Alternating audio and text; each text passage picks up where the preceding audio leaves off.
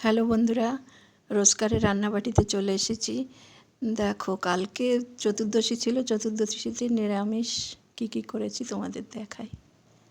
প্রথমে সাদা ভাত, তারপরে আছে 14 শাক। কালকে 14 শাক খাওয়া ছিল, 14 শাক ভাজা, তারপর মাসকলাইয়ের ডাল, বাঁধাকপির ঘন্ট। এটাই কালকে নিরামিষ ছিল। আর ছিল পাঁপড়, ডালের সঙ্গে পাঁপড়। হ্যাঁ, সন্ধেবেলা 14 প্রদীপ দেওয়া হবে। দেখো, প্রদীপগুলো সব সাজানো হচ্ছে, একটা একটা করে ধরানো হচ্ছে।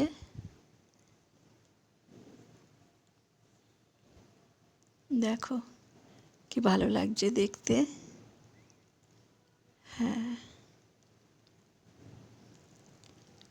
আর আমার ছেলের ঘরে নাতনি, এই 3 বছর বয়স, ও খুব খুশি। প্রদীপ দেবে বলে সাজগোজ করে দাঁড়িয়ে আছে। ও প্রদীপ ধরাবে। প্রথমে ঠাকুরের কাছে একটা প্রদীপ নিবেদন করেছি, এরপর বাকি প্রদীপগুলো ছাদে বাইরে দিয়ে দেবো।